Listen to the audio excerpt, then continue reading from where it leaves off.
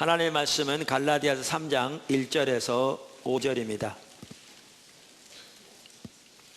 어리석도다 갈라디아 사람들아, 예수 그리스도께서 십자가에 못 박히신 것이 너희 눈앞에 밝히 보이거늘 누가 너희를 꾀더냐?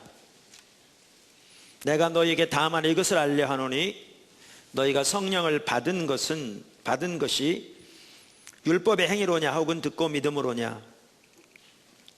너희가 이같이 어리석으냐? 성령으로 시작하였다가 이제는 육체로 마치겠느냐? 너희가 이같이 많은 괴로움을 헛되이 받았느냐? 과연 헛되냐? 너희에게 성령을 주시고 너희 가운데서 능력을 행하시는 이의 일이 율법의 행에서냐 듣고 믿음에서냐? 아멘. 우리가 성령과 동행하는 삶을 쭉 이렇게 살펴보고 있습니다. 한 번에 살펴볼 수 없어서 이렇게 좀 나눠서 살펴보다 보니까 이렇게 전체적인 윤곽을 놓치기 쉽습니다. 그러니까 성령과 동행하는 삶을 사는데 여러 가지 요소들이 우리에게 필요한데 그걸 한꺼번에 쭉 나열하자니 이렇게 너무나 많은 시간이 걸리고 또 여러분들이 기억하는데 좀 이렇게 더 어려울 수 있어서 제가 그걸 몇 가지로 나눴습니다. 이렇게. 그래서 하나는 성령과 동행하는 삶을 살기 위한 기본적인 요소들, 그러면서 네 가지를 살펴봤습니다.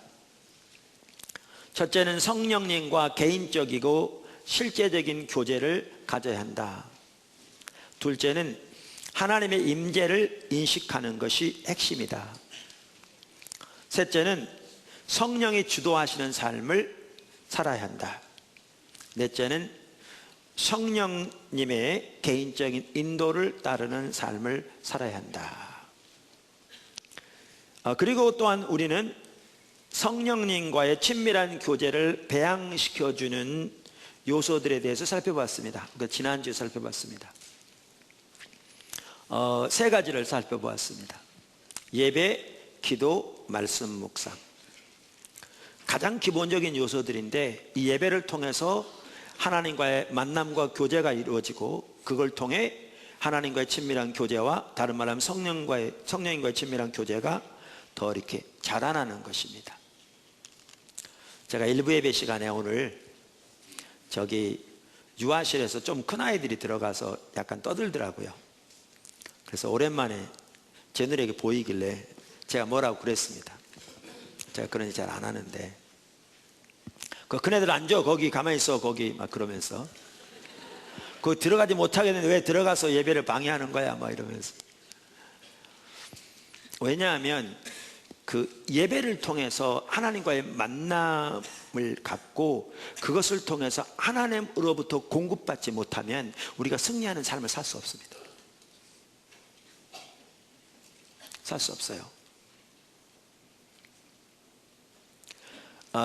포도나무교회 제가 자녀가 셋이다 보니까 셋이 기본이다 이런 얘기를 많이 해서 많은 우리 젊은 지체들이 3명을 낳고 어떤 분들은 40이 넘어서 세 번째 낳는 분도 계시고 또 4자녀 클럽도 생기고 아직 조성은 안 했지만 그래서 너무나 귀한 일들이 많이 일어나고 있습니다. 그래서 교회만 하더라도 매우 젊죠.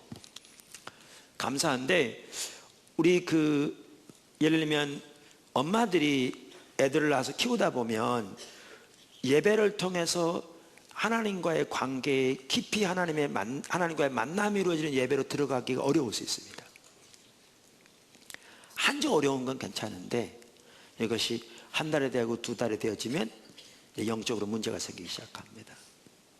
피폐해지기 시작하죠. 그래서 교회에서는 어떨 때는 주일날 오후에 그런 일도 했습니다. 어떨 때는 앞으로도 기회 되면 할 거고요. 산모들을 위한 중보기도 팀을 따로 인도했습니다. 왜냐하면 보통 때 주님 찾는 게 힘드니까 그럼 주일날이라도 교회에 모여서 같이 주님을 찾을 수 있도록 이렇게 그런 기회도 마련하고 예배, 기도, 특별히 그 기도 중에서도 우리가 중보기도라고 부르는 하나님의 뜻을 발견하고 그 하나님의 뜻이 이 땅에 이루어지도록 구하는 기도, 이게 사실 성경이 말하는 근본적인 기도인데, 이러한 기도, 말씀 묵상은 하나님과의 교제를 배양시켜주는 핵심적인 기본적인 요소들입니다. 그러니까 이러한 것들을 통해 하나님으로부터 공급받아야 우리가 승리하는 삶을 살 수 있습니다. 그것이 하나님과 동행하는 삶이건, 다른 말로 해서 성령님과 동행하는 삶이건, 사역으로 다른 사람을 섬기는 일이건 우리가 할 수 있습니다. 그래서 성령님과의 친밀한 교제를 배양시켜준 요소들을 살펴보았고요. 그 다음에 성령님과 동행하는 삶을 사는 데 필요한 핵심적인 요소들, 제 책에서 4가지를 나열하고 있습니다. 아까도 말한 대로 여러분이 기억하기 쉽도록 이것을 몇 가지 부류로 이렇게 나눴습니다. 그 핵심적인 요소들 중에 첫 번째는 하나님의 얼굴을 구하는 삶이고요. 또 하나는 십자가에서 이루신 승리를 인식하고 그 후에 믿음으로 서는 삶입니다. 다른 말로 하면 십자가에 관한 삶입니다. 세 번째는 우리의 생각을 하나님의 목적에 고정하는 것이고, 네 번째는 우리의 삶을 의의 병기로 성령의 일을 위해 드리는 것입니다. 그 중에서 오늘은 바로 이 두 번째, 십자가에 의한 삶을 살펴보기 원합니다. 그래서 오늘 제목은 십자가와 성령입니다. 십자가와 성령. 그러니까 우리가 성령에 의한 삶을 살기 위해서도 우리에게 가장 핵심적이고 중요한 요소가 우리가 십자가에 의한 삶을 사는 것입니다. 십자가 복음의 삶을 사는 것입니다. 첫째, 모든 성령의 역사는 예수님의 십자가로 인하여 우리에게 가능하게 되었습니다. 할렐루야. 모든 성령의 역사는 예수님의 십자가로 인하여 우리에게 가능하게 되었습니다. 여러 성경구절들이 말하지만 그 중에 일부를 살펴보겠습니다. 먼저 요한복음의 일부를 살펴볼 텐데, 그 중에 하나는 요한복음 7장 38절과 39절입니다. 요한복음 7장 38절과 39절입니다.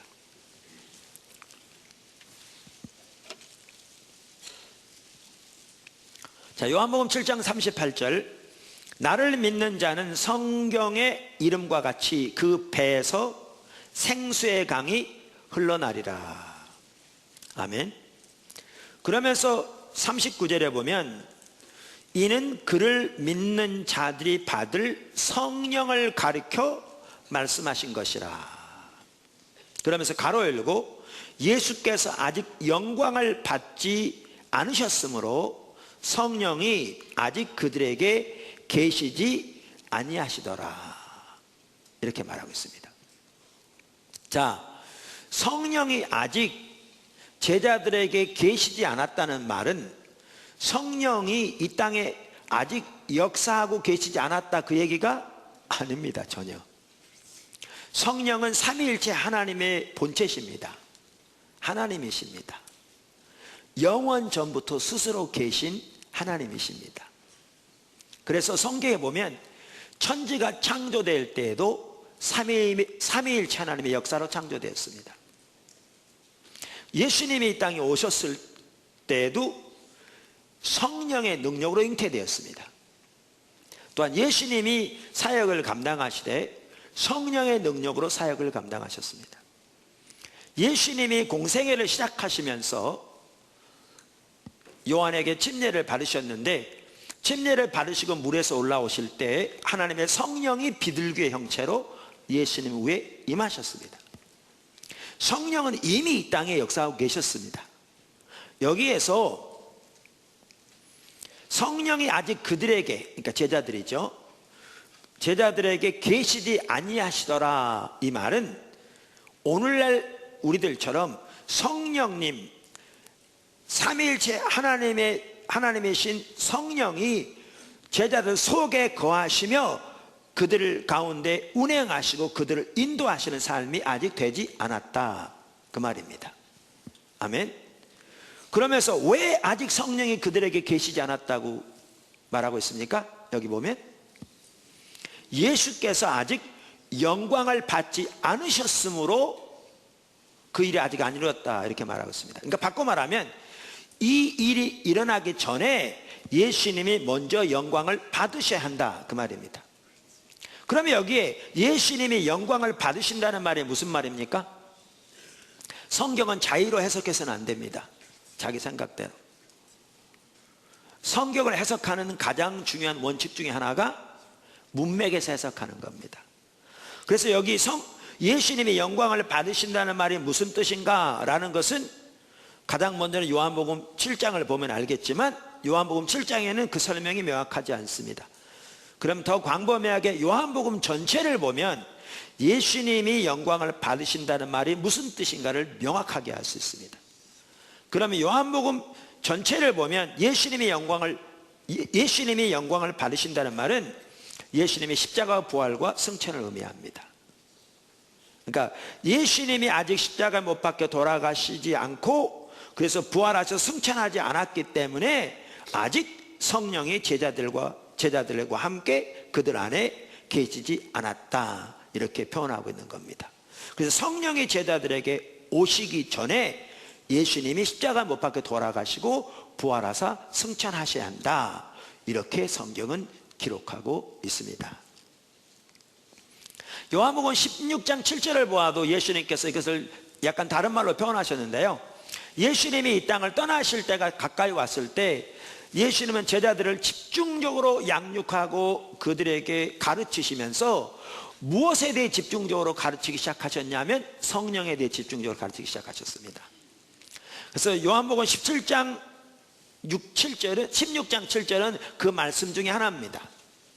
예수님께서 이렇게 말씀하셨습니다. 그러나 내가 너희에게 실상을 말하노니 내가 떠나가는 것이 너희에게 유익이라. 내가 떠나가지 아니하면 보혜사가 너희에게로 오시지 아니할 것이요 가면 내가 그를 너희에게로 보내리니, 이렇게 말씀하셨습니다. 여기에 보혜사는 누굽니까? 성령입니다. 신천지에서는 여기에 보혜사는 이만이라고 합니다. 여러분, 성경을 아무리 뒤져봐도요 보혜사가 이만이란 말이 전혀 없습니다.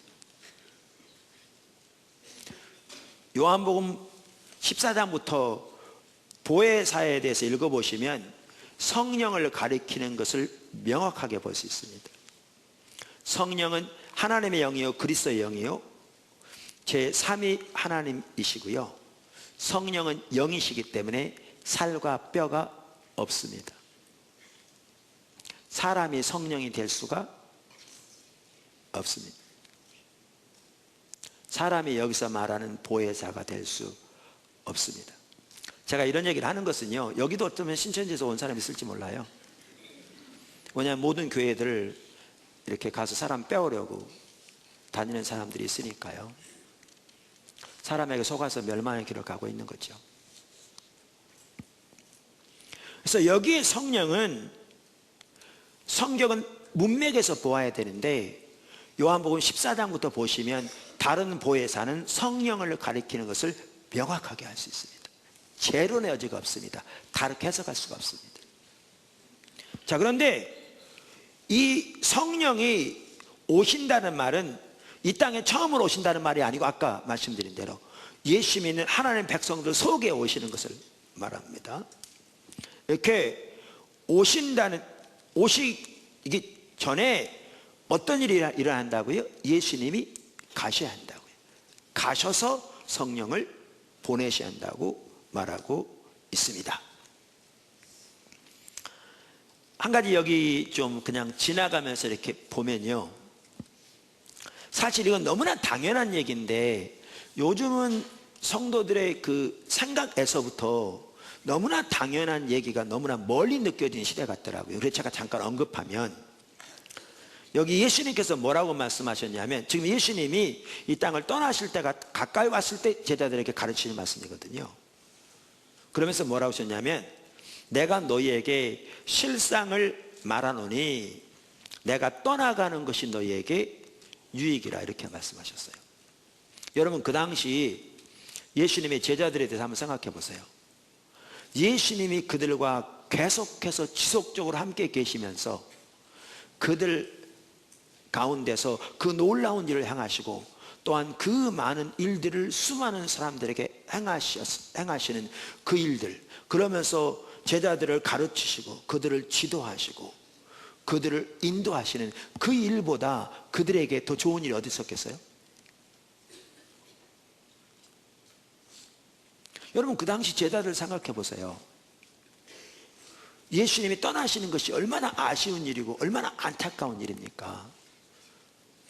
그런데 예수님은 뭐라고 말씀하셨냐면 자신이 가시고 또 다른 보혜사 성령이 오시는 것이 그들에게 더 유익이래요. 그럼 왜 이게 유익입니까?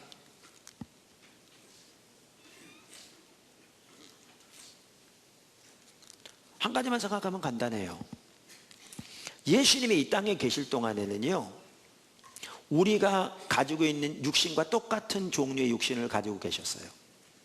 그분은 온전한 하나님이시며 동시에 온전한 인간이셨고 지금도 그렇습니다.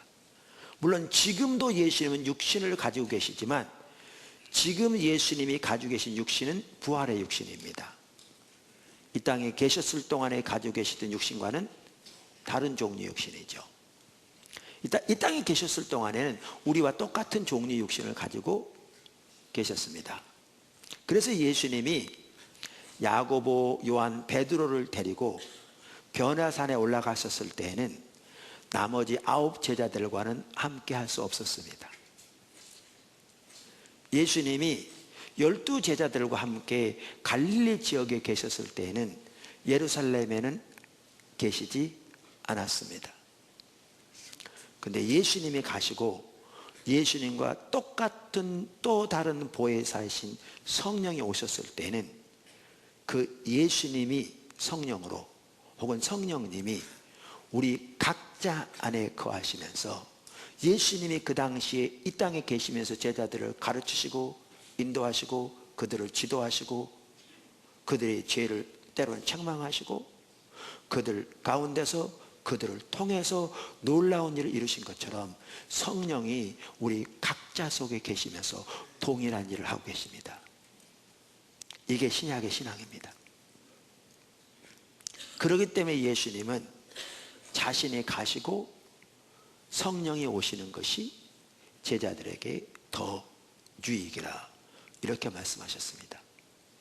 이 하나만 보더라도요, 우리의 신앙은 철저하게 하나님의 말씀인 성경에 토대한 삶을 살되 어떻게 성령과 동행하는 삶을 사는 것이 우리의 신앙인 것을 명백하게 볼 수 있습니다. 명백하게. 예수님과 교대한다는 말은 다른 말로 하면 성령님과 교대한다는 말입니다. 부활하신 몸을 가지신 예수님은 하나님 우편에 앉아 계시니까요. 우리 안에 와 계신 예수님은 예수의 영이신 성령이 와 계시는 것이지요. 여러분, 이 한 구절만 보더라도 우리 신약시대의 신앙이 어떠해야 될 것을 명확하게 볼 수 있다고요. 그리고 사도행전에 보면, 그리고 서신서에 보면 초대교회 성도들은 제가 말한 것처럼 그렇게 성령님과, 다른 말로 그렇게 예수님과 동행한 삶을 살았습니다. 할렐루야.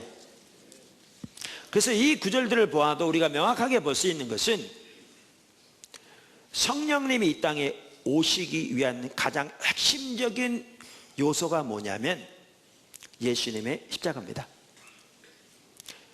보다 구체적으로 예수님의 십자가 부활과 승천입니다. 그런데 이 부분을 가장 잘 보여주는 또 다른 성경 구절이 갈라디아서 3장입니다. 갈라디아서 3장 오늘 1절 본문 말씀을 보면요, 2절부터 보면 성령에 대해서 말씀하시면서 1절에 뭐라고 말씀하시냐면 이렇게 말합니다. 다시 한번 본문을 보시죠. 어리석도다. 갈라디아 사람들아, 그리스도 예수께서 십자가에 못 박히신 것이 너희 눈앞에 밝히 보이거늘. 자, 2절부터 성령에 대해서 말씀하시면서 1절에 뭐라고 말씀하십니까? 십자가를 언급합니다. 이건 뭘 보여주냐면 이 성령의 역사를 왜 십자가가 핵심인 것을 보여줍니다. 그럼 여러분 그럴 수 있어요. 목사님 좀 너무 심하신 거 아닙니까? 그 1절을 가지고 어떻게 그렇게 말할 수 있습니까? 라고 말할 수 있습니다. 아니요, 그렇지 않습니다. 쭉 읽어보시면 명백하고요, 갈라디아서 전체를 보면 더욱더 명백하고요, 신약성경 전체를 보면 더욱더 확실합니다. 자, 그럼 그 전에 갈라디아 3장만 하더라도 쭉 읽어 내려오면서 그 아래 13절을 보십시오. 갈라디아 3장 13절입니다. 다 찾아보십시오. 그리스도 예수께서 우리를 위하여 저주를 받은 바 되사 율법의 저주에서 우리를 속량하셨으므로, 속량하셨으니 기록된 바 나무에 달린 자마다 저주 아래 있는 자를 하였습니다. 이는 그래서 예수 안에서 아브라함의 복이 이방인에게 미치게 하고 또 우리로 하여금 믿음으로 말미암아 성령의 약속을 받게 하려 하심이라. 아멘. 자, 우선 여기 보십시오. 제가 우리의 위대한 구원에서 이렇게 설명했습니다마는 예수님 당시의 종교 지도자들에게는 예수님이 그들의 눈의 가시와 같았습니다. 그런데 그들은 예수님을 함부로 죽일 수도 없었습니다. 왜냐하면 수많은 군중들이 예수님을 선지자라고 생각하고 따랐기 때문입니다. 그리고 예수님을 통해서 그 수많은 놀라운 기적의 역사들이 나타났기 때문입니다. 그래서 그들이 섣불리 예수님을 죽였다가는 그들은 그 수많은 군중들로부터 선지자를 죽인 사람들이라는 그 손가락질을 받게 될 것이고 정죄를 받게 될 것이고, 더 나아가 자칫 잘못하면 예수님을 순교자 만들 수 있으니까, 그 더 많은 추종자를 일으킬 수 있으니까 함부로 죽일 수도 없었습니다. 그래서 그들이 고민하면서 냈던 계획이 뭐냐, 예수님을 정치적으로 반란을 도모하는 반역자로 몰아 죽이려고 했던 것입니다.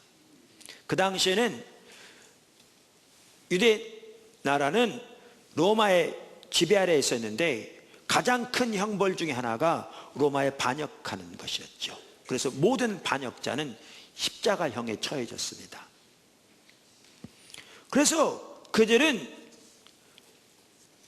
예수님을 로마의 정치적으로 반란을 도모하는 반역자로 몰아 십자가형을 받게 하려고 노력했습니다. 특별히 그 당시 유대 나라에는 신명기서만 하더라도요, 21장 23절에 보면 나무에 달린 자마다 저주 아래 있다고 기록하고 있습니다. 그 외에 많은 외경들에도 그런 내용이 나옵니다. 외경은 하나님의 말씀은 아닌데 그 당시 역사적인 배경을 이해하는 좋은 참고 도서입니다. 그래서 이러한 구약 성경 등을 기초로 해서 그 당시 유대인들은 사람이 나무에 달려 죽는 것은 하나님의 저주를 받은 것이라는 인식이 분명하게 있었습니다.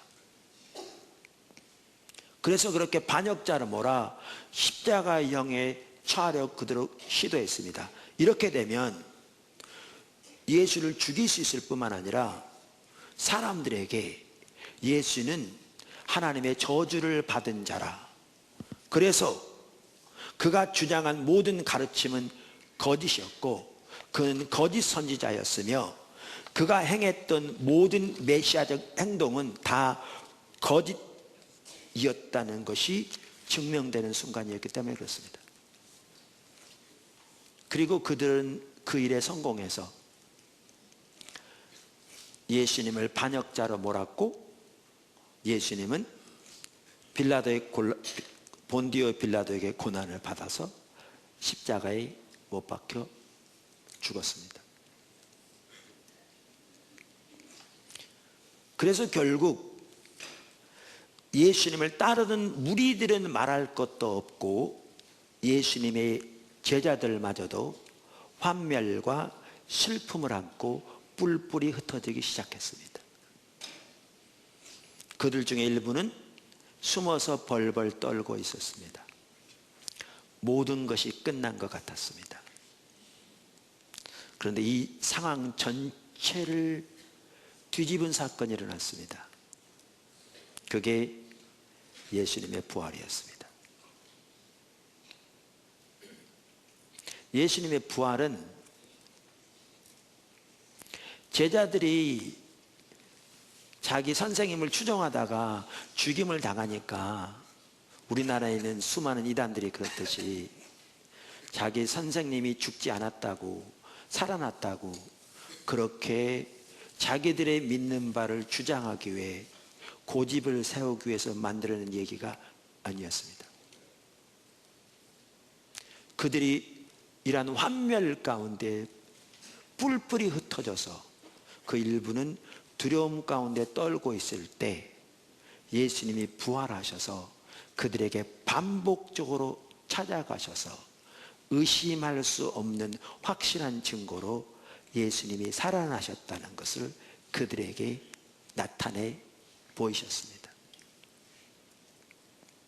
어떨 때는 손바닥을 내밀어서 만져봐라. 내 손에 뚫린 못자국에 네 손가락 넣어보고 내 옆구리에 네 손을 집어넣어봐라.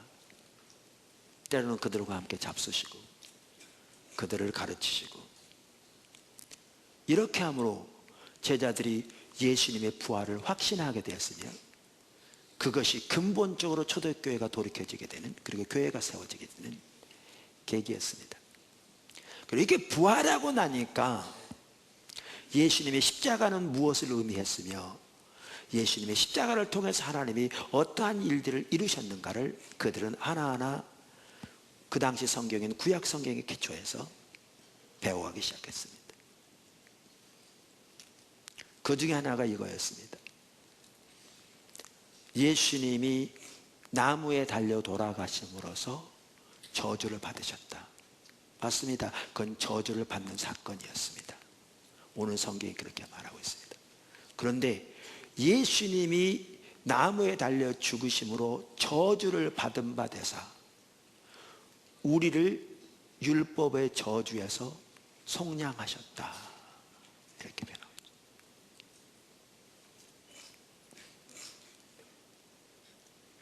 있죠.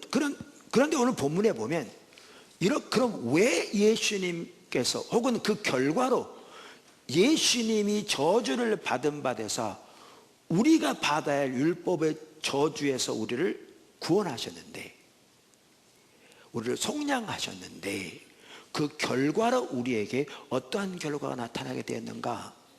그게 두 가지 여기 언급하고 있습니다. 두 가지가 뭡니까? 다시 한번 그 구절을 보십시오. 제가 읽어보겠습니다. 갈라디아서 3장 13절 14절. 그리스도께서 우리를 위하여 저주를 받은 바 되사 율법의 저주에서 우리를 속량하셨으니 기록된 바 나무에 달린 자마다 저주 아래에 있는 자라 하였습니다. 이게 신명기 21장 23절입니다. 그걸 인용하는 겁니다. 이는 그래서 그 결과로 어떤 일이 일어났는가? 두 가지가 나옵니다. 이는 그리스도 예수 안에서 아브라함의 복이 이방인에게 미치게 하고, 즉 예수님이 십자가를 통해서 저주를 받은 바 되사 우리를 율법의 저주에 속량하심으로써 어떤 일이 일어났는가? 하나는 아브라함의 복이 유대인에게 뿐만 아니라 예수를 믿는 모든 이방인에게 미치게 되었다. 이렇게 말합니다. 여러분, 늘 말씀드린 대로 창세기 12장에서 하나님께서 아브라함을 부르시면서 그에게 복을 약속하셨는데, 이 복은 단순히 아브라함 한 사람에게 약속하신 복이 아닙니다. 그 복은 아브라함을 통해서 그리고 세워진 하나님을 위한 한 백성 이스라엘을 위한 복이기도 하고요. 더 나아가 예수 그리스도 안에서 유대인과 이방인을 합하여 한 새 백성을 만드셨는데 그게 신약의 교회입니다. 이 신약의 교회를 향한 하나님의 복이기도 합니다. 다시 말하면 우리들에게 약속하신 복이기도 합니다. 오늘 성경이 그걸 말해줍니다. 그 다음에 예수님이 나무에 달려 돌아가심으로 저주를 받은 바 되사 우리를 율법의 저주에 속량하셨는데 그 결과는 어떤 일이 났는가? 그 나머지 결과 하나가 여기 나온 구절에 나온 결과 하나가 뭡니까? 여기 보면 우리로 하여금 믿음으로 말미암아 성령의 약속을 받게 하려 함이라. 다시 말하면 믿음으로 우리로 하여금 약속하신 성령을 받게 하셨다, 그 말입니다. 우선 여기 성령의 약속이라고 나오는데 이게 속격이잖아요. 혹은 소유격. 여러 가지 용법이 있습니다. 제가 지금 다 설명할 수는 없고요. 근데 여기에서 성령의 약속은 성령과 약속이 똑같은 걸 의미합니다. 다시 말하면 약속이 곧 성령을 의미합니다. 여러분이 여자친구에게 빼빼로데이에 빼빼로를 선물했다고 가정하십시다. 혹은 뭐 남편이 아내에게. 자, 그러면 빼빼로의 선물을 주었습니다. 그러면 빼빼로의 선물을 주었을 때 이 말은 빼빼로가 준 선물을 말하는 게 아닙니다. 이 말은 빼빼로가 곧 선물을 말하는 겁니다. 이 구절에 말하는 성령의 약속은 정확하게 동일한 것을 말합니다. 성령이 주신 약속을 말하는 게 아니라 성령이 곧 약속입니다. 그래서 예수님께서 누가복음만 하더라도 너희는 예루살렘을 떠나지 말고 약속하신 성령을 기다리라 그랬는데, 그래서 여기에 약속이 곧 성령입니다. 그러니까 이 말은 예수님이 십자가 위에서 저주를 받은 바 되사 우리를 율법의 저주에서 속량하심으로 우리가 믿음으로 약속하신 성령을 받게 되었다, 이렇게 말하고 있습니다. 그러면 이 구절을 보면 명확한 게 있습니다. 그게 뭐냐면 우리에게 성령이 오시게 된 것이, 그리고 우리 가운데 행하시는 모든 성령의 역사가, 이제 좀 더 보면 알 수 있는데, 역사가 무엇으로 인한 것인가? 예수님의 십자가로 인한 것입니다. 이걸 반드시 기억하셔야 합니다. 우리 가운데 임하시고 행하시는 모든 성령의 역사가 예수님의 십자가로 인한 것입니다. 할렐루야. 아멘. 사실 제가 기초성경 공부 1, 2, 3권을 이제 완성하면서 제 마음에, 특별히 이제 3권 다 완성했고 곧 출판될 겁니다, 하면서 이 마음이 늘 마음에 있더라고요. 하나님이 예수님 안에서 우리를 구원하셔서 하나님의 자녀 삼으셨잖아요. 근데 구원을 통해 하나님이 우리를 어떠한 신분으로 우리를 부르셨는가, 어떠한 신분의 사람으로 우리를 만드셨고, 어떠한 지위를 예수 그리스도 안에서 우리에게 지위와 권세를 주셨고, 얼마나 위대한 하나님의 목적을 위해 우리를 부르셨는가, 이것들을 우리가 진정으로 깨닫게 된다면 우리는 우리 자신에 대한 우리의 인식이 완전히 달라질 것 같더라고요. 하나님이 우리를 예수 안에서 얼마나 위대한 신분으로 우리를 삼으셨는가, 얼마나 위대한 권세를 우리에게 주셨는가, 얼마나 위대한 일을 위해 우리를 부르셨는가, 얼마나 위대한 일을 우리에게 맡기셨는가 등을 우리가 인식한다면 우리는 우리 자신을 보는 눈이 완전히 달라질 것 같고요, 이 세상을 대하는 우리의 태도가 완전히 달라질 것 같더라고요.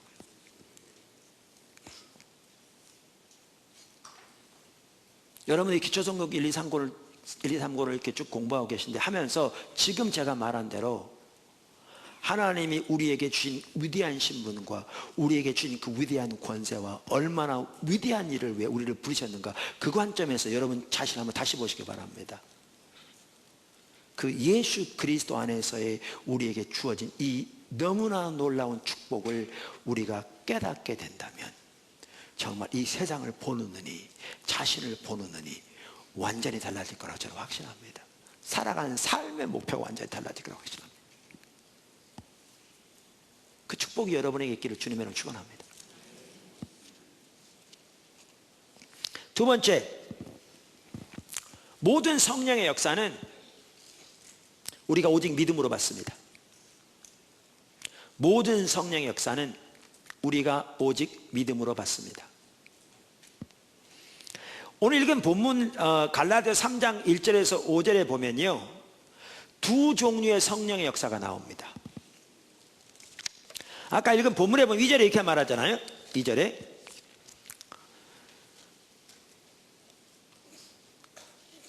너희가 성령을 받은 것이 율법의 행위로냐 듣고 믿음으로냐? 답변은 뭡니까? 듣고 믿음으로다 라는 겁니다. 답변은 안 써있지만 명백합니다. 자, 5절에 뭐라고 말합니까? 너희에게 성령을 주시고 너희 가운데서 능력을 행하시는 이의 일이 율법의 행위에서는 듣고 믿음으로냐? 여기 답변도 뭡니까? 듣고 믿음으로다 라는 겁니다. 근데 2절에 너희가 성령을 받은 것이와 5절에 너희에게 성령을 주시고, 이 성령의 역사가 다릅니다. 우리말에는 똑같은 것처럼 보이는데요, 다른 성령의 역사입니다. 그럼 어떻게 다른가? 우선 2절에 나오는 너희가 성령을 받은 것은 우리가 처음으로 성령을 받은 것을 말합니다. 처음으로 성령을 받은 것을 말합니다. 그리고 우리가 처음으로 성령을 받은 것은 앞으로 살펴보겠지만 우리가 예수님을 처음 믿을 때 우리에게 일어납니다. 그래서 2절의 역사는 우리가 예수를 믿을 때 성령님이 우리 속에 오셔서 내주하기 시작하시는, 우리가 성령을 처음으로 받은 그 사건을 말합니다. 어떻게 그 사건을 말한다고 볼 수 있는가? 우선 여기에 너희가 성령을 받은 것은, 그럴 때 그 받은 것이라는 헬라어 단어가 영어로 aorist tense, 우리말로 단순 과거형입니다. 헬라어에서 단순 과거형은 과거의 한 시점에 일어난 한 사건을 말합니다. 한 사건을 말합니다. 그리고 여기 아까 3절에, 본문 3절에 보면 아까 뭐라고 그랬죠? 3절에 너희가 성령으로 시작하였다가 그랬죠. 그래서 2절에 이 사건이 시작을 의미한 걸 볼 수 있습니다. 거기 보면. 그래서 이와 같은 것을 종합해 볼 때 아까도 말씀드린 대로 2절에 나오는 성령을 받은 것은, 그것은 우리가 처음으로 성령을 받은 사건을 의미하고, 그것은 우리가 예수를 처음 믿을 때 우리에게 일어납니다. 그래서 유명한 학자 중에 한 분인 제임스 던 같은 박사도요, 블랙스 뉴 테스터먼트 커멘터리라는 주석 시리즈에서 이 구절에서 이렇게 얘기했습니다. 이 공식, 가로 열고 성령을 받은 것의 경험, 가로 닫고. 그러니까 이 공식은 이미 대략 중생과 그리스도의 제자로서의 삶의 시작을 말하는 기술적인 용어였다. 여기에 성령을 받은 것이라는 이 말의 표현이 이미 중생과 그리스도의 제자로서의 삶에서 시작을 말하는 기술적인 용어로 받아들여졌다, 그 뜻입니다. 그러면서 가로 열고 로마서 8장 15절, 고린도서 2장 12절, 고린도서 11장 4절, 갈라디아서 3장 14절, 그 외 예를 들어 요한복음 7장 39절, 사도행전 2장 38절, 10장 47절, 19장 2절을 보라, 이렇게 얘기하고 있습니다. 그러니까 우리 신앙의 첫 번째 사건을 의미한다, 그 말입니다. 여기. 자, 그러면 이것도 뭘로 되어지느냐? 율법의 행위로서가 아니라 듣고 믿음으로 일이 일어납니다. 성령을 받은 것이. 근데 5절의 성령은 다른 성령의 역사를 가리킵니다. 2절과 다릅니다. 5절은 그럼 어떻게 되느냐? 우선 여기에 5절에 너희에게 성령을 주시고 그랬죠. 그 다음에 뭐라고요? 너희 가운데서 능력으로 역사하시는 이의 일이, 그랬죠. 주시고 역사하는 그랬잖아요. 이 두 단어가 모두 헬라어로 현재형입니다. 그러니까 헬라어로 현재형은 시간적으로는 현재를, 그리고 행동의 종류에서는 지속적인 행동을 말합니다. 지속적인 행동을. 따라서 5절에 나오는 성령의 역사는 우리가 예수님을 처음 믿을 때 처음으로 받은 성령의 역사를 가리키는 것이 아닙니다. 5절에 나오는 성령의 역사는 우리가 예수를 믿은 후에 하나님께서 우리에게 지속적으로 주시는 성령의 역사를 말합니다. 그래서 페트라 주석만 하더라도 5절에 대해서 이렇게 주석을 썼더라고요. 2절은 갈라디아 교인들이 성령을 받았던 과거 사실의 역점을 두어 과거 시제로 표현했지만 본절은 현재 시제로 되어 있다. 특히 하나님이 성령을 주시고 능력으로 행하시는 이 두 사역은 현재 분사를 사용하고 있다. 이는 과거에도 사역하셨지만 지금도 사역하시는 현재적인 의미를 보다 부각시키기 위한 것이다. 바울은 지속적인 의미를 나타내는 두 개의 현재 분사를 사용하여 하나님께서 갈라디아 교인들이 처음 회심할 때뿐만 아니라 지금도 계속 역사하고 계심을 강조하고 있다. 여러분, 여기 5절에 보면요, 성령을 주시고와 능력을 행하신다는 것이 연결되어 있습니다. 많은 분들은요 이렇게 얘기합니다. 우리가 예수를 믿을 때 성령님이 우리 속에 와 계신다. 지금도 말씀드려 동의하죠.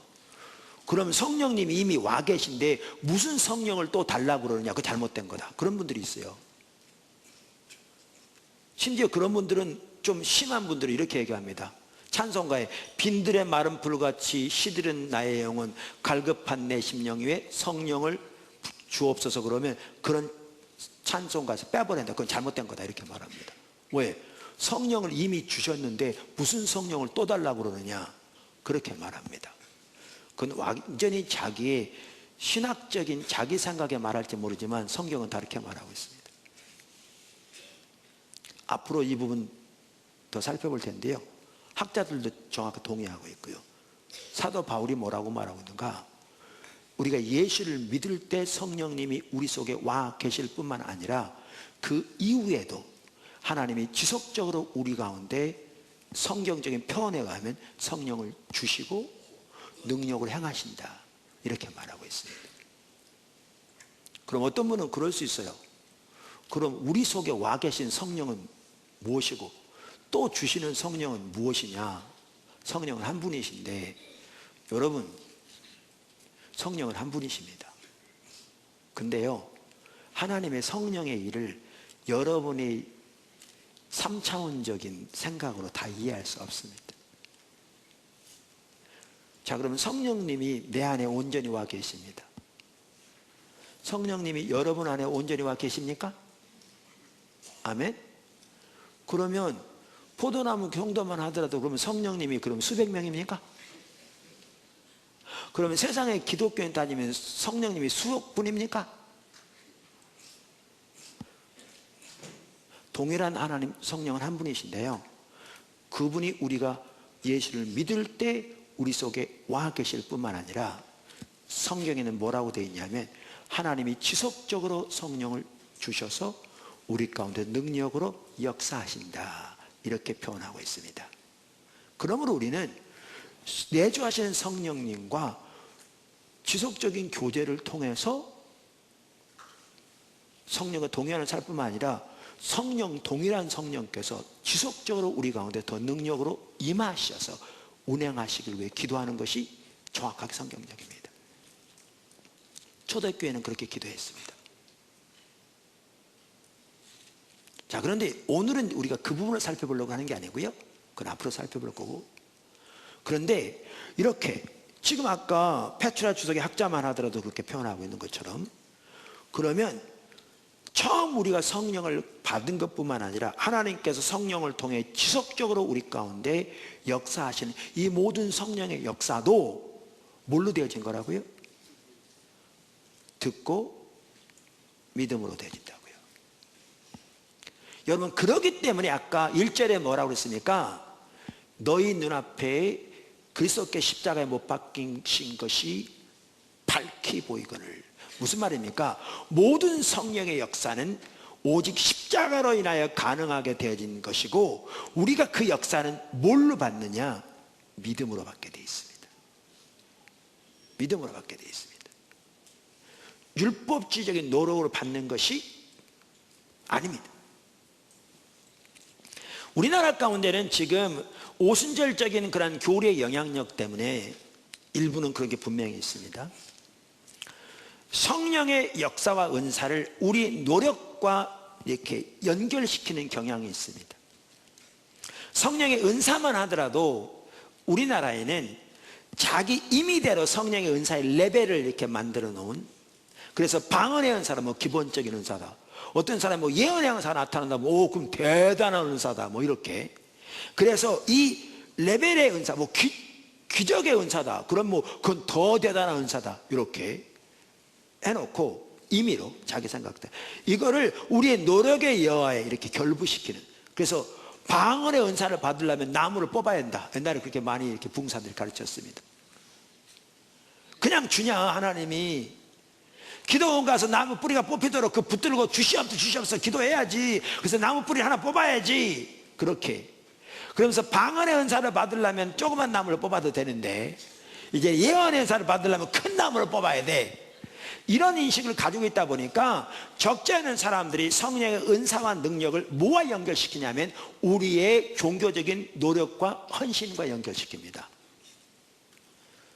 그래서 너무나 많은 성도들이 어떤 사람에게 예를 들면 성령의 은사가 강하게 나타나면, 그 은사가 어떤 은사든지 앞으로 은사에 대해서 살펴볼 겁니다. 나타나면 곧바로 뭐라고 그러냐면, 하루에 몇 시간 기도해? 성경 몇 시간 봐? 이렇게 얘기합니다.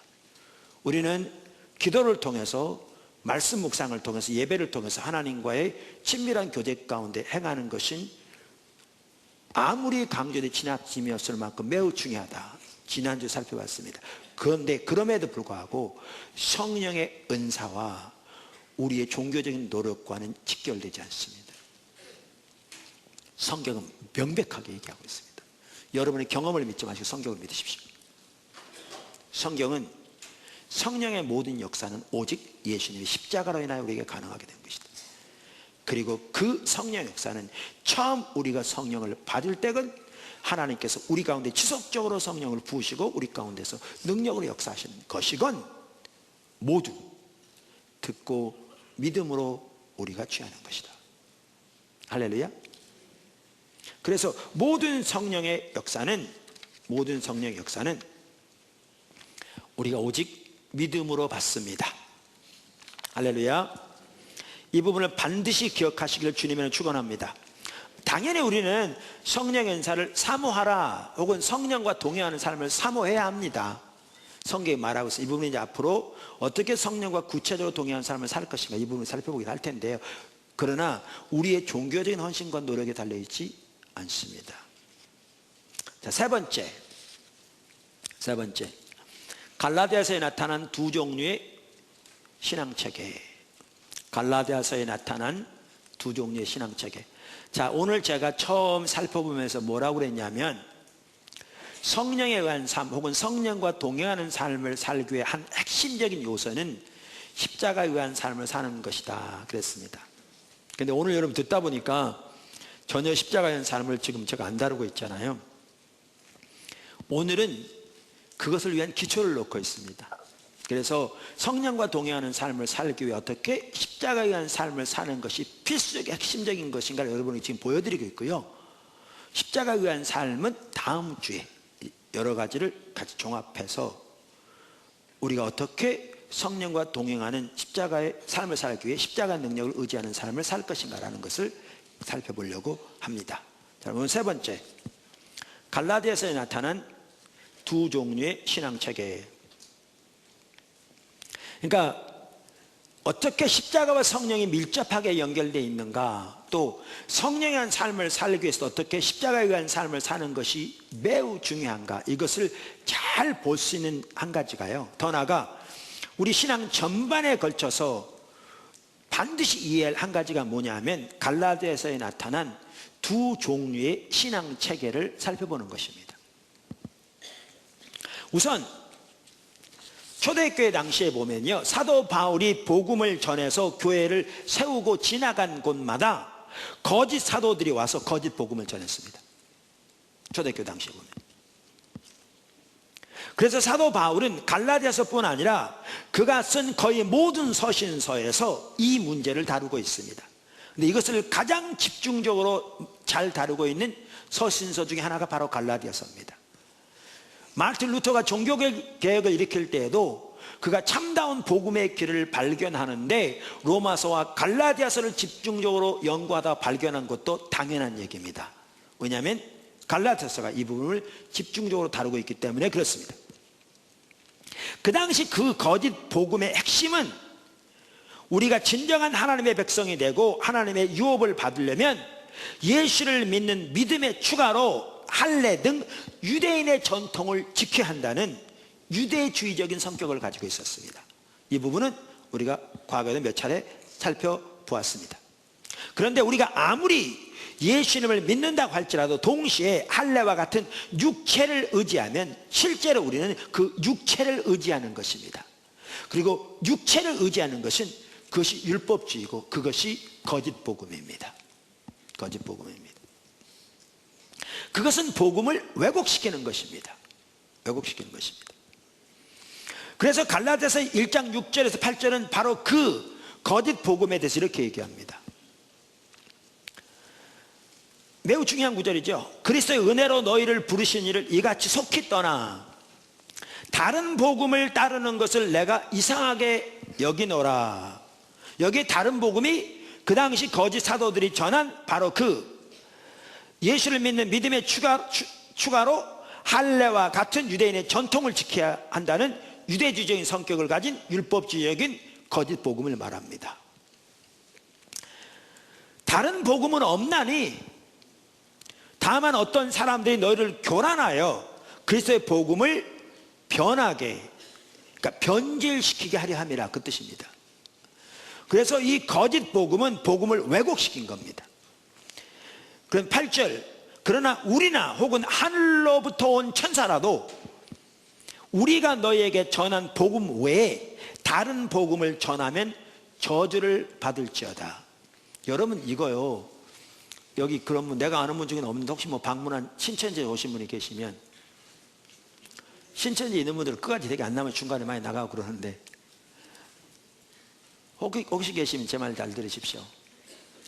초대교회 당시에 사도들이 전한 십자가 복음 외에 다른 복음을 전하면 사람이든지 천사든지 저주를 받을 거라고 말합니다. 사도들이 전한 신약 성경에 기록된 십자가의 복음 외에 구원의 길은 어느 것도 없습니다. 이만희가 깨달았다고 하는 요한계시록을 자기 마음대로 짜맞춘, 임의대로 짜맞춘 그것을 깨달아 구원한다고 하는 것은 그것은 거짓 복음이고요, 그것은 멸망당할, 영원히 멸망당할 길입니다. 성경이 명백하게 말하고 있습니다. 다른 복음은 없나니. 그러면서 그 다른 복음을 전하는 자는 초대교회 사도들이 전한 십자가 복음 외에 다른 복음을 전하는 자는 사람이든지 천사든지 저주를 받을 거라고 말합니다. 여러분 사도 바울이 이런 말을 강하게 안 하거든요. 근데 그 아래 보시면 두 번씩은 하십니다. 강력하게. 자, 이걸 보면 거짓 복음은 참다운 복음을 왜곡시킨 가짜인 걸 볼 수 있습니다. 심지어 갈라디아서에서 사도 바울은 이 참다운 복음인 십자가의 복음과 소위 육체를 의지하는 율법주의 거짓 복음의 관계를 다루면서 그 두 종류의 신앙 체계를 아브라함의 두 아들 이삭과 이스마엘에 비유하기도 합니다. 갈라디아서 4장 22절에서 31절. 자, 그런데 갈라디아서에 나오는 두 종류의 신앙 체계의 특징을 보면 이렇게 나옵니다. 한번 도표를 보십시오. 여러분 이걸 잘 기억할 필요가 있습니다. 그 특징을 요약하면 이렇습니다. 잘 보십시오. 십자가의 복음이 참된 복음입니다. 그 참된 복음에는 이런 특징이 있습니다. 오직 십자가, 오직 은혜, 오직 믿음, 오직 성령. 여러분 우리 신앙은요 철저하게 하나님의 말씀인 성경의 토대에서, 오직 성경 토대 위에서 오직 은혜, 오직 믿음, 오직 십자가, 오직 성령의 삶을 사는 겁니다. 이게 십자가 복음의 삶입니다. 여기에 놀라운 능력이 있습니다. 이 삶을 통해 살아계신 인격체인 하나님과의 친밀한 교제 가운데 하나님의 행하심을 보고 우리의 온 사람으로 동참하는 삶을 사는 겁니다. 이게 기독교 신앙 전체입니다. 한마디로 요약해서, 자, 이게 십자가 복음의 특징입니다. 바로 이 삶을 살 때 여기에 진정한 자유함이 있고요, 이 삶에 하나님의 유업이 주어집니다. 유업이. 제가 따로 나눠놨습니다. 자, 그런데 율법주의 거짓 복음의 특징은 뭐냐? 자기의, 자기 노력, 율법을 행함, 육체, 이런 겁니다.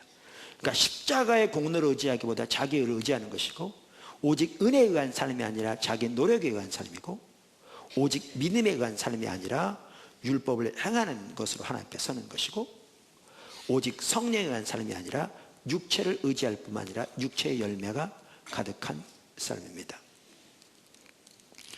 이 율법주의는 거짓 복음으로서 노예되는 신앙이고요, 하나님의 유업을 받지 못합니다. 거기 하나님의 생명이 없습니다. 자, 이게 특징입니다. 근데 여기 아주 중요한 몇 가지가 있습니다. 그 작은 첫 번째, 이 두 신앙 체계 사이의 치열한 영적 전쟁, 이 두 신앙 체계 사이의 치열한 영적 전쟁, 큰 3번 아래 작은 첫 번째입니다. 여러분 우선 십자가 복음은 하나님으로부터 온 것입니다. 여러분 십자가 복음은 사람의 지혜로부터 나온 것이 아닙니다.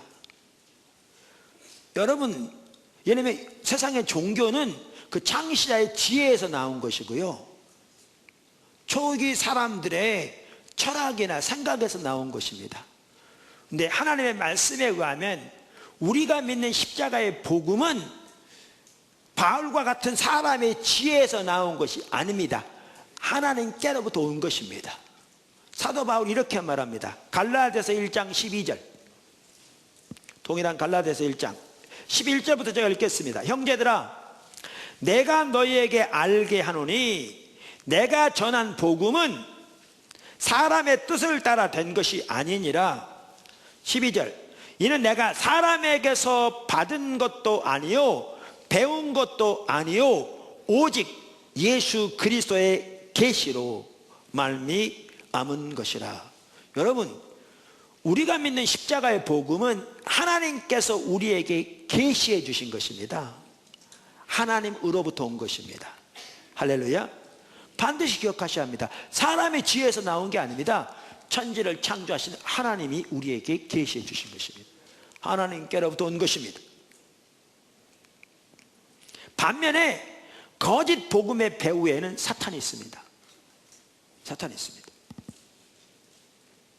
따라서 이 두 신앙 체계 사이에는 치열한 영적 전쟁이 있습니다.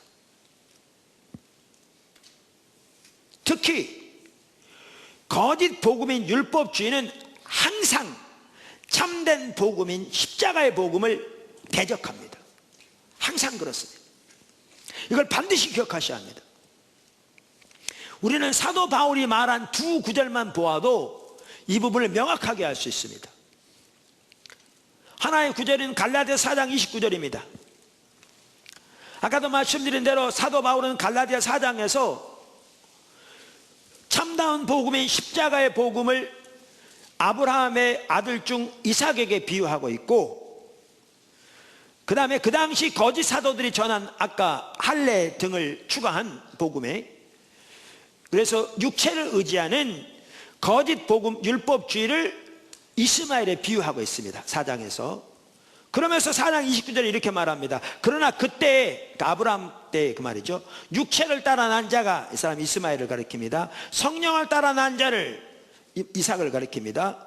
박해한 것 같이 이제도 그러하도다. 그러면서 아브라함 시대에 이스마엘과 하갈이 이삭을 집중적으로 방해하고 박해하고 핍박하고 공격했던 것처럼 지금도 율법주의 거짓 신앙이 십자가의 복음을 핍박하고 대적한다, 이렇게 말하고 있습니다. 갈라디아서 5장 11절, 형제들아 내가 지금까지 할례를 전한다면 어찌하여 지금까지 박해를 받으리요? 그리하였으면, 다시 말하면 할례를 전하였으면 십자가의 걸림돌이 제거되었으려니와.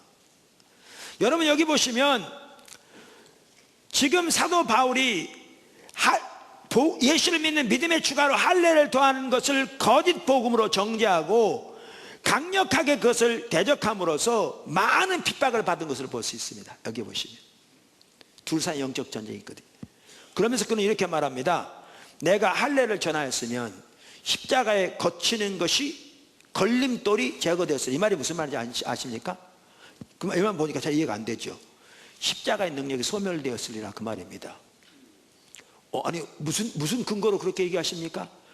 고린도서 1장 23절에 보면 사도 바울이 우리는 십자가에 못 박힌 그리스도를 전하니 유대인에게는 거리끼는 것이요 거치는 것이요 걸림돌이요, 그 말이죠.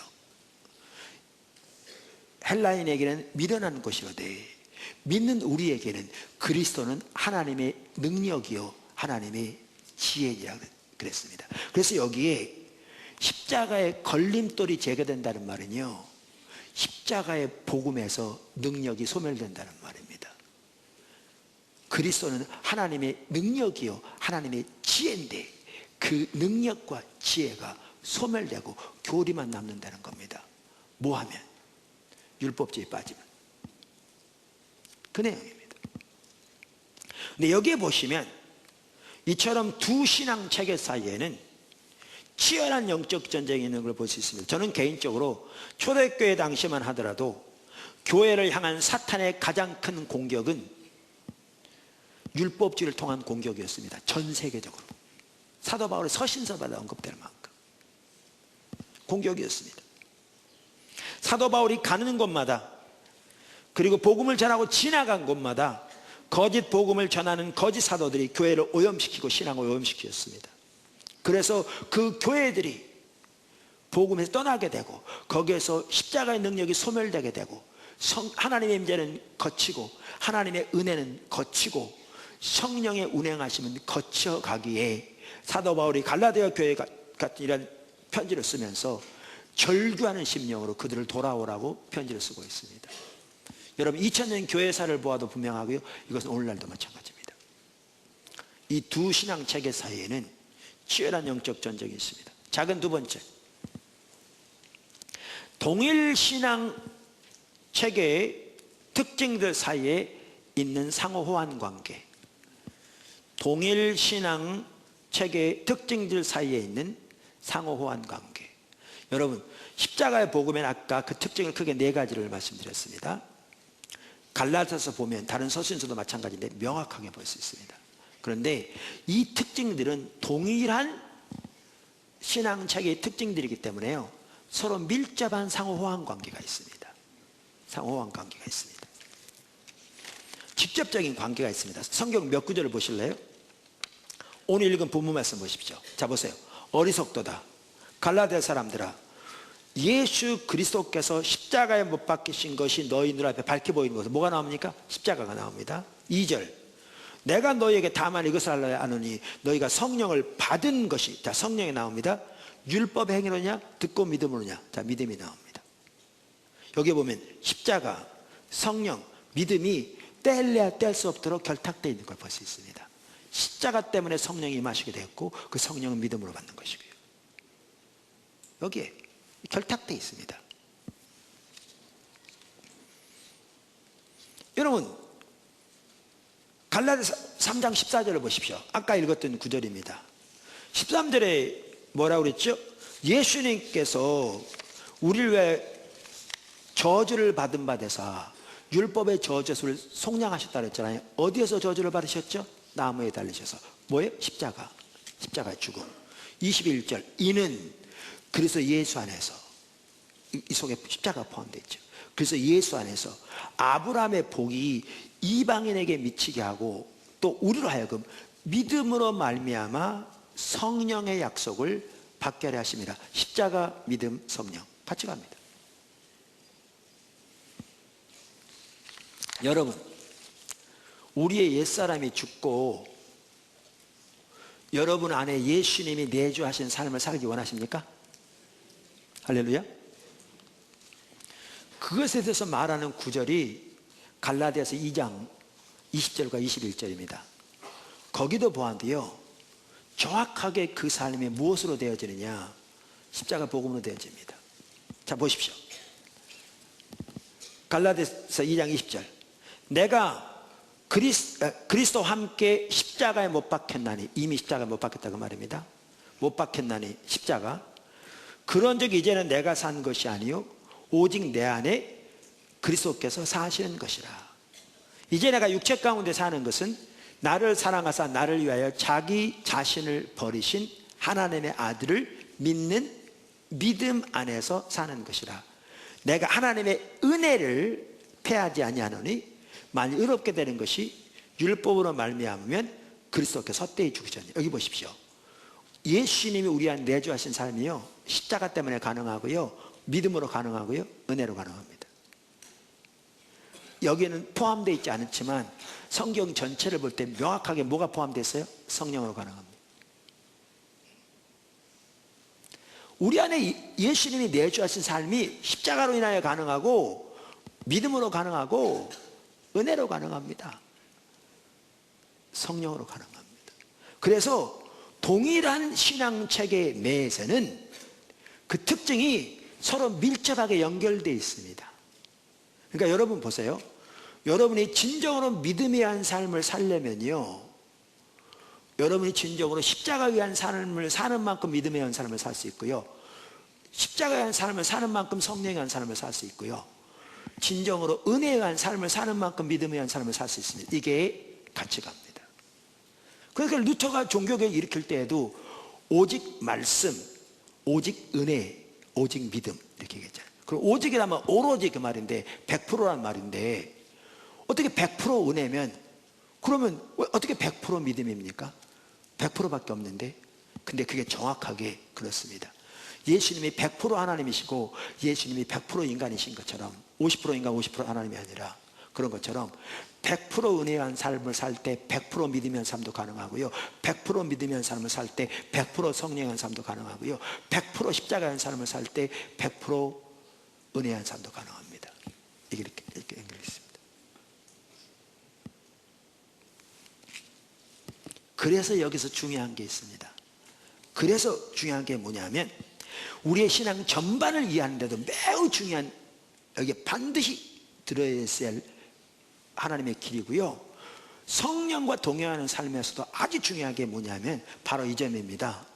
우리가 우리가 십자가에 의한 삶을 사는 만큼 성령에 의한 삶을 살게 되어 있습니다. 이 둘은 밀접하게 관련되니까요.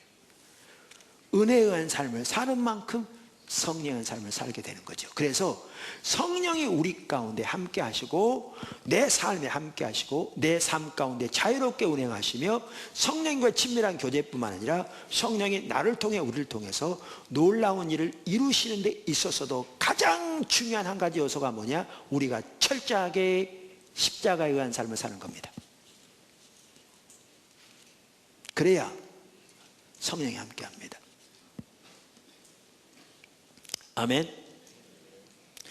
오늘날 일부 목회자들과 성도들은 교회가 많이 침체되어 있다 보니까, 또 개인의 신앙에서 많이 침체되어 있으니까 그 침체된 돌파구를 마련하기 위해서 그저 성령의 능력만 얻으면 될 줄로 생각하고 줄기차게 성령의 능력을 구하는 경우가 있습니다. 근데 그것은 너무나 어리석은 것입니다. 그렇게 설령 몇 가지 성령의 은사가 나타난다 할지라도 그건 전혀 해답이 아닙니다. 우리가 이미 살펴본 것처럼 고린도 교회는 성령의 은사가 부족함이 없이 나타났는데 은사는 후회함이 없기 때문에요. 그런데 그들은 가장 영적으로 어린 육적인 그리스도인들이었습니다. 성령과 동행한 삶이 없는, 이미 언급한 적이 있습니다. 그래서 진정한 해결책은 성령이 마음껏 운행하시기 위해서 해결책은 어디에 있냐면 한 핵심이 십자가에 의한 삶을 더 사는 것입니다. 할렐루야. 그걸 반드시 배워야 합니다. 반드시 살아야 합니다. 우리나라 어느 지방 도시 중에 광역시 아닌데 큰 도시가 있습니다. 제가 일부러 언급을 안 합니다. 구체적으로. 거기에 지금은 은퇴하셨는데 참 귀한 목사님이 계셨습니다. 그분은 목회자들에 대한 이렇게 마음이 있어가지고요, 연초가 되면 교회에서 그 지역의 목회자들을 다 무료로 초청해가지고요, 교회에서 소위 말하면 식사 다 제공하고 숙소 다 제공하면서 우리나라에 그래도 귀한 강사들을 초빙에다가 세미나를 열어줍니다. 매 연초에. 어떨 때만 500명, 600명 오기도 하고요. 교회에서 모든 비용을 다 해서 정말 이렇게 목회자에 대한, 교회에 대한 마음이 있는 귀한 분입니다. 지금 은퇴하셨습니다. 수년 전입니다.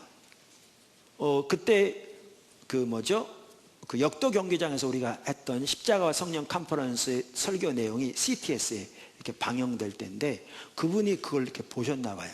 그러면서 나한테 전화를 하셨어요. 전화 와가지고 이번 주제가 성령인데 목사님 설교를 들어보니까 목사님은 성령을 아시는 분 같은데 와서 성령에 대해 설교를 해달라는 거예요.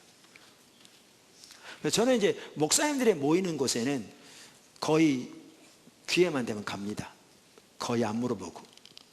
왜냐하면 저에게 맡긴 소명 중에 하나가 목회자를 섬기는 거라, 그분이 있는 걸 제가 알기 때문에. 갔더니요, 그분이 이렇게 말하더라고요. 주로 이제 예를 들면 뭐 화요일 날 낮 시간이라 그러면 3시간을 1시간 반씩 나눠서 첫 번째 시간은 다른 강사가 하고요, 두 번째 시간은 다른 강사가 해요. 이렇게 1시간 반씩 한 분을 초청해요. 근데 나는 저녁은 집회로 하는데 3시간 전체를 나에게 줄 뿐만 아니라 저녁 집회 이틀 전체를 나한테 하라는 거예요. 그러니까 보통 다른 분 초청하는 것에 4배의 시간을 준 거예요. 그것도 1000만 사람한테. 그러면서 그분이 뭐라고 했냐면 자기가 멘토로 여기는, 그분도 귀한 분이세요. 제가 언급한 여러분 다 아는 우리나라의 귀한 어른인데 요 분 외에는 요렇게 시간을 줘본 적이 없대요. 나한테. 부담이 왕창 되죠. 좋은 게 아니라 부담이 왕창 돼. 근데 더 왜 부담이 된 줄 아세요? 내가 그날 가서 성령에 대해서 전혀 설교 안 했거든요. 뭐냐면 저는 확신하는 바가 해답은 성령에 있지 않은 게 알았기 때문에. 해답은 십자가의 복음에 있거든요. 지금 살펴본 것처럼. 그런데 그분은 그렇게 배려해 가면서 성령에 대해서 아는 분 같다고 성령에 대해서 나누라고 그 많은 시간을 줬는데 내가 성령에 대해서 안 하고 다른 주제로 하면 모양이 너무 이상하잖아요. 근데 저는 해답이 십자가의 복음, 성령을 위해서도 이게 확신이 있으니까 성경적으로 십자가 복음을 전하죠. 그럴 때는 저는 이렇게 합니다. 설교하다가 목사님이 내려오세요. 그럼 진짜 내려갈 준비하고 합니다. 저는 1000시간 끝났는데 목사님이 아무래도 안 되겠습니다. 그냥 가시죠. 그럼 저는 갈 준비하고 갑니다. 이만큼도 마음에 쓴 마음 없이 그냥 기꺼이. 왜냐하면 그 전체를 주관하신 분은 그 담임 목사님이니까 질서에 순복해야 되잖아요. 저는 그런 마음을 가져갑니다. 조금도 쓴 마음 없이 그렇게 하는 마음. 제가 그래서 십자가의 복음을 전했습니다. 제가 그 집회를요 연속 3년 갔습니다. 3년 동안 계속 오라고 그래가지고. 근데 왜 그렇게 전한 줄 아세요?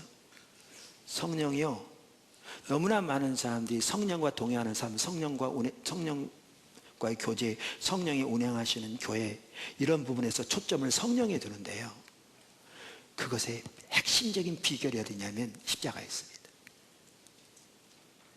많은 사람들이 그것을 간과합니다.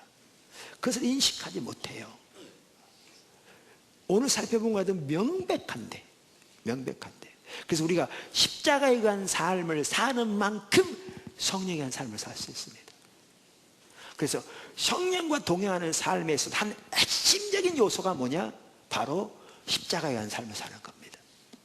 그러면 십자가에 의한 삶을 어떻게 살 건가? 그 부분을 이제 다음 주에 살펴볼 겁니다.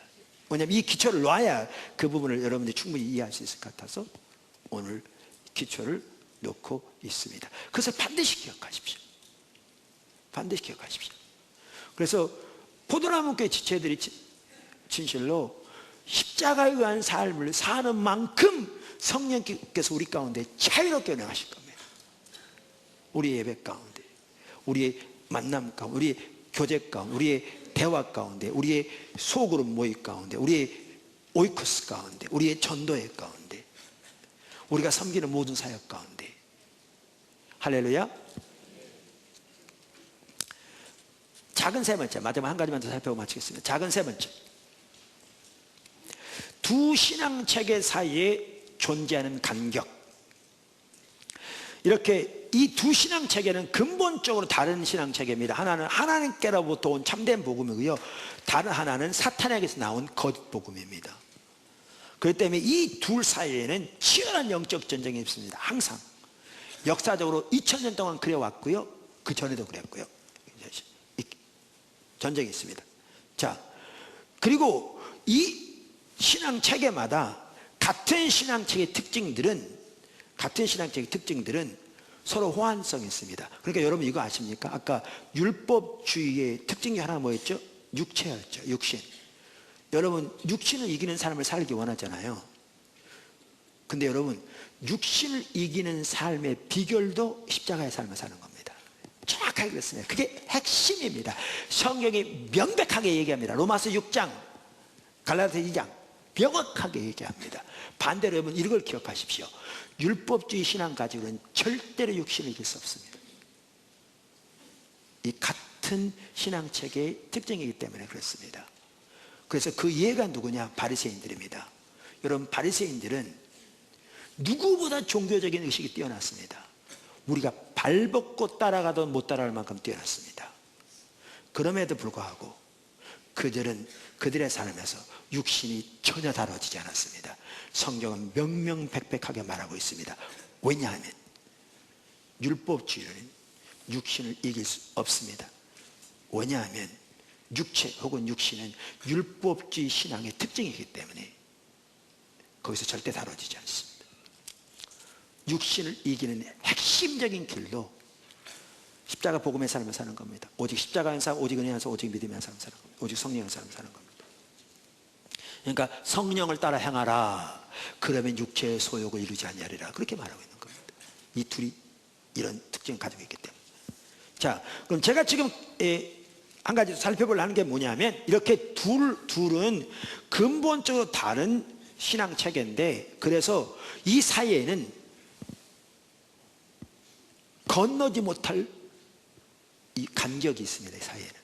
저기 표면을 보면요, 제가 저 표에는 잘 나왔는지 모르지만 제가 그림을 방송팀에게 넘길 때는요, 그 가운데다가 두 줄을 크게 그어놨습니다. 표를 다시 한번 보여주시죠. 저 두 줄, 네, 저렇게 바꿔 나왔네. 두 줄을 제가 크게 그어놨습니다. 저게 뭘 의미한 줄 아십니까? 고속도로의 중앙선 두 개 크게 가는 거는 절대 건너면 안 돼. 그게 건너면 사망이다, 그 뜻이잖아요. 그런 뜻으로 만들어 놓은 겁니다. 건너면 사망이다, 그런 뜻이에요. 이 둘 사이에. 그래서 두 신앙 체계는요, 근본적으로 다른 신앙 체계로서 둘 사이에는 어떠한 특징도 공유되지 않습니다. 그리고 그 중간도 없습니다. 다시 말합니다. 그 둘 사이에는 어떠한 특징도 공유되지 않습니다. 그리고 그 중간도 없습니다. 그래서 어떻게 되느냐, 이렇게 됩니다. 개인이건 교회건 율법주의에 빠지면 어떻게 되냐면, 율법주의에 빠지면 참다운 신앙의 모든 특징은 다 거두어집니다. 이게 무서운 겁니다. 다시 말합니다. 두 신앙 체계는 근본적으로 다른 신앙 체계로서 거기에는 간격이 근본적으로 있기 때문에 어떤 특징도 서로 공유되지 않으며 그 중간이 없기 때문에 개인이건 교회건 율법주의 신앙으로 빠지면 결과가 어떻게 되냐면 참다운 신앙, 참다운 복음의 특징들은 다 소멸됩니다. 그리고 뭐만 남게 됩니까? 율법주의 신앙의 특징들만 남게 됩니다. 이게 무서운 겁니다. 이게 무서운 겁니다. 그렇기 때문에 사도 바울이 그토록 절규하고 있는 겁니다. 갈라디아 교회를 향해서, 초대교회 그 당시 그 편지하면서 그토록. 이것을 잘 볼 수 있는 한 구절이 어디냐면 갈라디아서 5장입니다. 갈라디아서 5장 무엇이? 여러분 이 심각성을 보아야 합니다. 심각성을. 갈라디아 5장 1절부터 제가 읽겠습니다. 자, 그리스도께서 우리를 자유롭게 하려고 자유를 주셨으니 그러므로 굳건하게 서서 다시는 종의 멍에를 매지 말라. 그러면서 2절, 보라 나 바울은 너희에게 말하노니 너희가 만일 할례를 받으면, 자 여기 보세요. 할례를 받는다는 말은 그냥 할례 받으면 자동적으로 이렇게 된다 그 말이 아닙니다. 그러니까 사도행전에 보면 사도 바울이 디모데를 데리고 전도여행을 다니는데 유대인들이 할례 받지 못한 자를 동행한다고 해서 못 들어오게 하니까 사도 바울이 디모데에게 할례를 주잖아요. 할례 행위 자체가 이런 영적인 결과를 가져오면 지금 바울은 디모데를 죽인 거죠. 근데 할례 행위를 말하는 게 아니에요. 여기 할례를 받는다는 말이 뭐예요? 지금 갈라디아 전체에 문제가 되고 있는 예수를 믿는 믿음의 추가로 할례와 같은 유대인의 전통을 지켜야 진정한 하나님의 자녀가 된다는. 그래서 근본적으로는 육체를 믿는 그 율법주의에 빠진 거짓 신앙책에 빠진 걸 말하죠. 그래서 여기 할례를 받은 이 말은 율법주의에 빠진 육체를 의지해 하나님 앞에 서는 거짓 신앙책에 빠진 그 뜻입니다. 이렇게 말합니다. 할례를 받으면 그리스도께서 너희에게 아무 유익이 없으리라. 내가 할례를 받는 각 사람에게 다시 증언하노니 그는 율법 전체를 행할 의무를 가진 자라. 율법 안에서 의롭다함을 얻으려 하는 너희는 그리스도에 끊어지고 은혜에서 떨어진 자로다. 여러분 이 구절을 잘 보시면서 잘 보세요. 그러면서 제 말을 들으십시오. 우선 한 가지, 갈라디아서 3장 10절에 보면요, 자기 행위를 의지해서 하나님 앞에 서고자 하는 자에게 적용되는 하나님의 기준이 나옵니다. 잘 들으십시오. 내 개인적인 행실을 의지해서 그 공로로 하나님 앞에 서고자 하는 자에게 적용되는 기준입니다.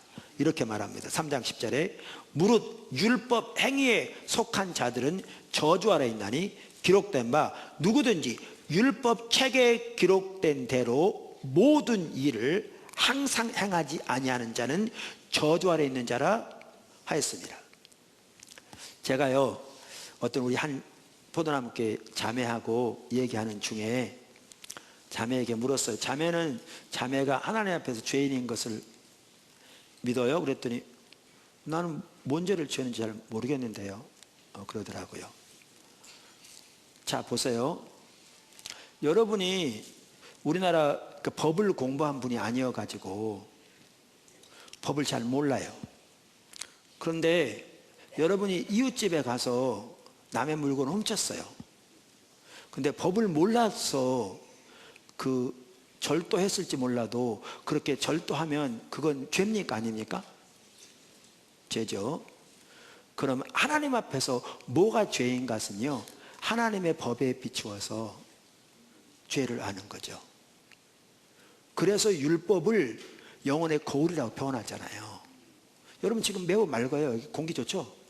사실 여기는 서울 시내보다 공기가 훨씬 좋습니다. 예. 그리고 여기 안에 대체적으로 지금 공기 괜찮습니다. 공기질이. 그런데 여기 햇빛이 쫙 들어오면요 매우 맑은 것 같음에도 불구하고 많은 먼지가 떠 있는 거 볼 수 있어요. 제가 시골에서 자랐기 때문에 그런 거 아는데 시골 공기 지금보다 훨씬 좋죠. 근데 여름에 그 방 안에 사실 사람도 별로 없을 때 잠잠할 때 그렇게 공기 깨끗한데도 햇빛이 들어오면요 그 방 안에 작은 먼지들이 많이 떠 있는 게 보여요. 자기가 죄 없는 것 같지만 하나님의 법에 비춰봐야 뭐가 죄인가를 알아요. 근데 잘 들으십시오. 내 행위를 의지해서 하나님 앞에 서려고 하는 사람에게는요 어떤 기준이 적용되느냐 하면 여기 말씀에 나와 있듯이 하나님의 모든 율법을 항상 지켜야 돼요. 이 얘기가 뭐냐면요, 하나님의 그 많은 율법 중에 단 하나만 한순간만 어겨도 그것이 범법자예요. 세상에도 그렇거든요. 어떤 죄를 안 짓다가도 한 번만 도둑질해도 절도죄거든요. 그리고 그 하나만 어겨도 범법자이기 때문에 하나님 앞에 서지 못해요. 그런데 우리는요 다른 사람을 향한 판단하는 눈, 속으로 여러 가지 옳지 못한 생각하는 거, 말, 행실, 또 성경에 옳은 것을 하라고 하는데 하지 않는 것, 또 불신 등 우리는 하나님의 관점에서 보면요, 어떻게 보면 죄를 먹고 살아요. 그래서 자기 행실을 의지해서 하나님 앞에 서고자 하는 자는 저주 아래 있어요. 왜요? 아무도 그렇게 하나님 앞에 설 자가 없어요. 인간 중에 단 한 명도 없어요. 단 한 명도 없어요. 그래서 율법의 행위를 의지하여 주 앞에 서고자 하는 자는 저주 아래 있다고 그랬어요. 왜요?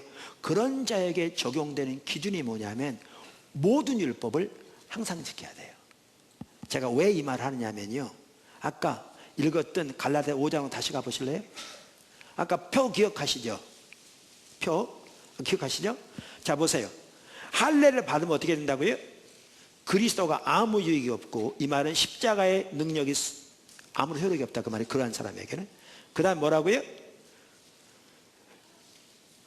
율법, 그래서 끊어지게 되고 은혜에 떨어지게 된다. 그러면서 어떻게? 율법 전체를 행할 의무를 가지게 된다, 이렇게 말하잖아요. 자, 보십시오. 저 특징을 보면요, 이 뜻이에요.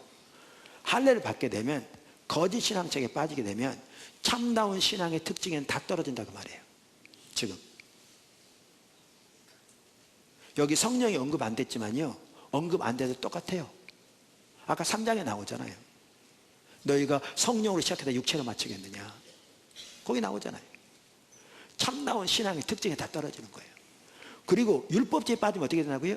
저 거짓 신앙책에 율법주의 특징만 그 삶 속에 나타나게 돼 있어요. 이게 무서운 겁니다.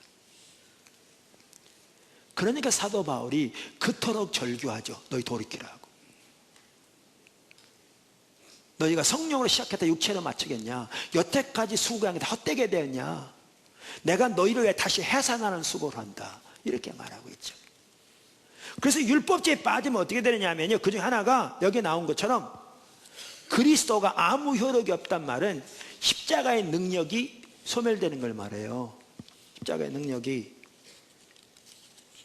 그래서 갈라디아서 2장 21절에 보면 내가 하나님의 은혜를 패하지 아니하노니 만일 의롭게 되는 것이 율법으로 말미암으면 그리스도께서 헛되이 죽으셨느니라 그래요. 근데 아까 할례를 의지하는 자들을 뭐라고 그래요? 아까 5장에서 율법 안에서 의롭다 함을 얻으려 하는 너희는 이러잖아요. 우리가 잘못 이해한 게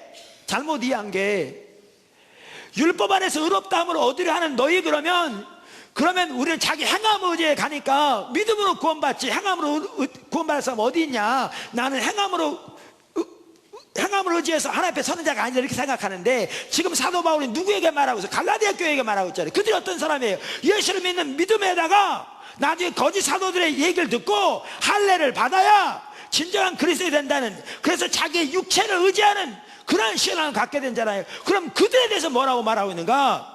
율법 안에서 의롭다함을 얻으라는 너희는, 이렇게 말하고 있는 거죠. 왜? 육체를 의지하고 있기 때문에. 그들에게 하는 말이에요. 지금 갈라디아 교인들에게, 성령으로 시작했다 육체로 마치게 된 그들에게 지금 말하는 거죠. 예수를 전혀 모르는 사람들에게 말하는 게 아니라 그들에게 말하는 거죠.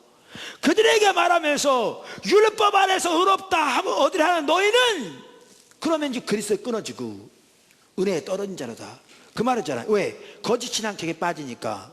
여러분, 그러면서 갈라디아서 2장 21절에 내가 하나님의 은혜를 패하지 아니하노니 만일 의롭게 되는 것이 율법으로 말미암으면, 이거는요, 난 행함으로 하나님 앞에 의롭게 되고자 한다, 이런 사람들을 그렇게 말하는 사람들에게만 해당되는 게 아니라 지금 그 갈라디아 교인들이 하는 말이 지금 말한 대로 바로 그들에게, 그 할례를 주장하는 거짓 복음을 믿는 그들에게 하는 말이에요. 그리 전락해버린. 그러면서 말미암으면 그리스도께서 헛되이 죽으셨느니라. 이 말이 뭐예요? 십자가의 능력이 소멸된다, 그 말이에요. 십자가의 복음의 교리는 남아있을지 모르지만 그 십자가의 능력이 삶에서 소멸되는 거죠.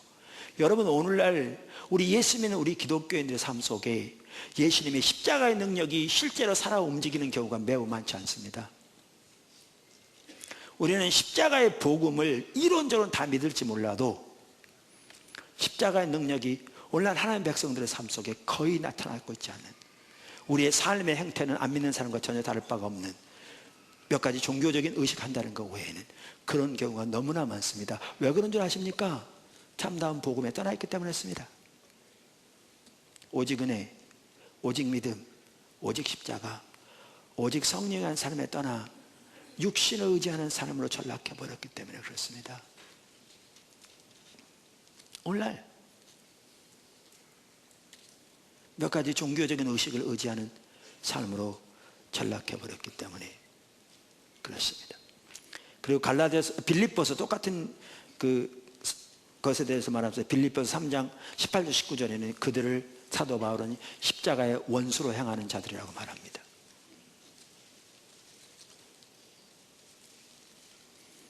그리고 그렇게 할례를 주장하는 율법주의에 빠진 갈라디아 교회에게 3장 3절에서 너희가 이같이 어리석으냐 성령으로 시작하였다가 육체로 마치게 되었느냐 이렇게 말하고 있는 겁니다. 이와 같이 이제 이거는 뭐죠? 성령을 소멸하는 것, 성령을 근심케 하는 것에 대해서 살펴보려고 했는데요. 율법주의가 성령을 대적하는 가장 핵심적인 요인 중에 하나입니다. 성령을 근심케 하고요, 성령을 소멸합니다. 다른 신앙체계거든요.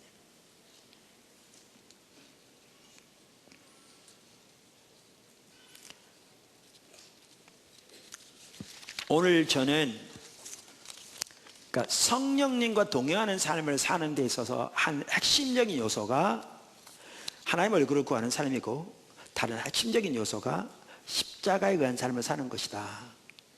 이 부분을 설명하기 위해서 제가 십자가와 성령을 살펴보면서 오늘 첫째는 우리 가운데 모든 성령의 역사가 가능하게 된 것은 철저하게 예수님의 십자가 때문이었다라는 것이고, 두 번째는 모든 성령의 역사를 우리는 오직 믿음으로 받는다라는 것이고, 세 번째 갈라디아에서 나오는 두 가지 종류의 신앙 체계를 살펴보면서 우리가 어떻게 성령과 동행하는 삶을 살기 위해서도 철저하게 십자가에 의한 삶, 십자가 복음의 삶을 사는 것이 핵심인가라는 것을 살펴보았습니다. 갈라디아에 나오는 두 가지 신앙 체계의 이 특징들을 여러분들 꼭 기억하셔서 그래야 육신을 이기는 삶도 성령과 동행하는 삶도 진정으로 삶이 변하는 것도 그리스도가 우리 안에 내주하시는 삶도 그 모든 것의 핵심은 십자가 복음의 삶인 것을 깨달을 것이고, 그렇게 살기를 추구할 때 그 놀라운 승리가 있을 줄로 믿고요. 포도나무 교회가 그렇게 되기를 간절히 소원하고 축복합니다. 아멘. 기도하겠습니다.